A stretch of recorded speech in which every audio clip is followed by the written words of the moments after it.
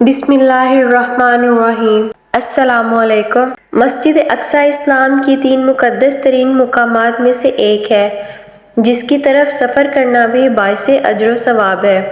مسجد اقصیٰ اپنے آپ میں ایک مکمل تعمیری تاریخ رکھتا ہے، جس کا تعلق قوموں کے عروج و زوال اور پیغمبروں کے مبعوث ہونے سے ہے۔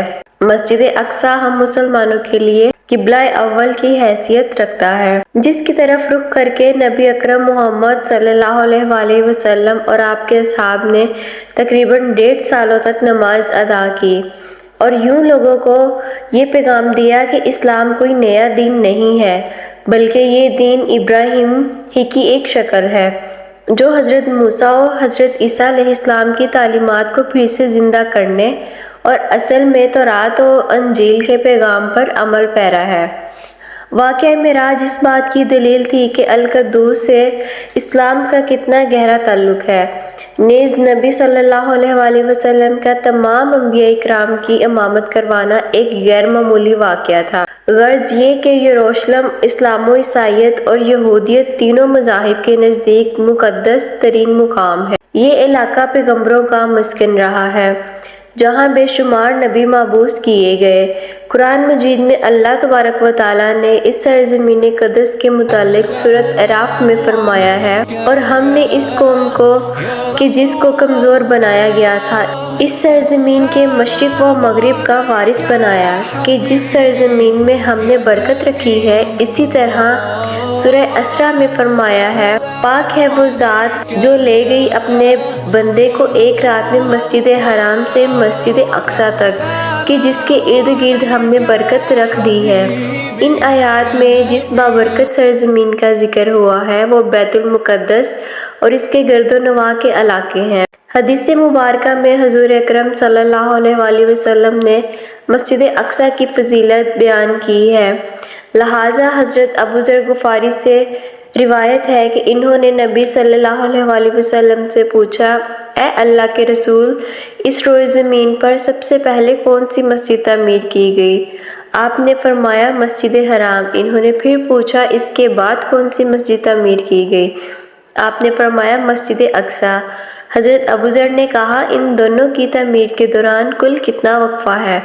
آپ صلی اللہ علیہ وآلہ وسلم نے جواب دیا، 40 سال۔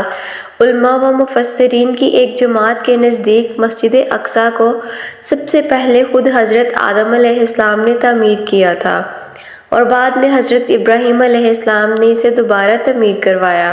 روایتوں کے مطابق اللہ نے حضرت جبرائیل علیہ السلام کو خصوصی طور سے حضرت آدم علیہ السلام کی طرف بھیجا اور حکم دیا کہ مسجد حرام اور مسجد اقصیٰ کی تعمیر کرے۔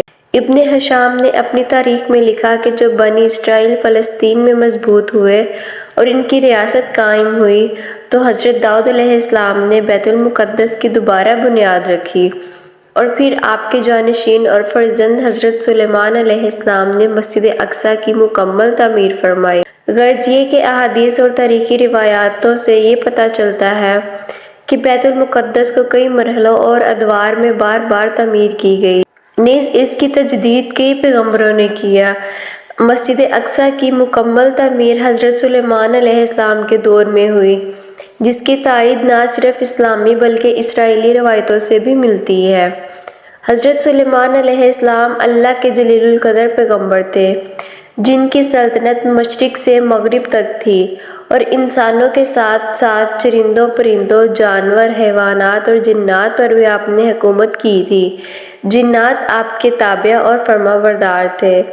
اللہ نے جنات کو آپ کے تابع کر دیا تھا، جو حکومتی امور میں حضرت سلیمان علیہ السلام کے حکم کی تعمیل کیا کرتے تھے اور بڑے بڑے کام سر انجام دیتے۔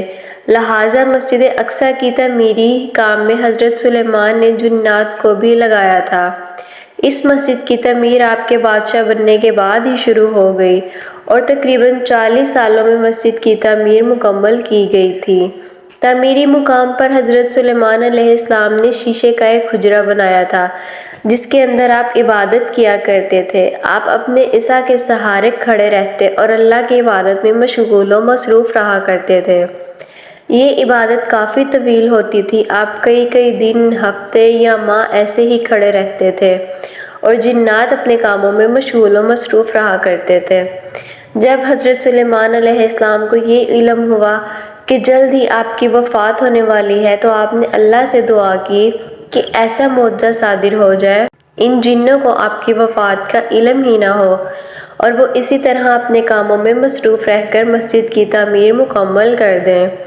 لہٰذا اسی حجرے کے اندر جب آپ عبادت میں مصروف تھے تو آپ کی روح قبض کر لی گئی، لیکن اس عصا کے سہارے آپ علیہ السلام کے جسم مبارک ویسے ہی کھڑی رہی اور جنات یہ سمجھتے رہے کہ آپ عبادت میں مشغول ہیں۔ دراصل پیغمبروں کے جسم مبارک کبھی سڑتی نہیں ہے، نہ ہی زمین کی مٹی انہیں کھا سکتی ہے۔ اس روئے زمین پر جتنے بھی نبی بھیجے گئے آج بھی ان کے جسم قبروں میں صحیح و سالم موجود ہیں اور غیبی طور سے انہیں رزق ملتا رہتا ہے۔ لہٰذا حضرت سلیمان علیہ السلام وفات کے کئی سالوں بعد تک اسی مقام پر عصا کے سہارے کھڑے رہے۔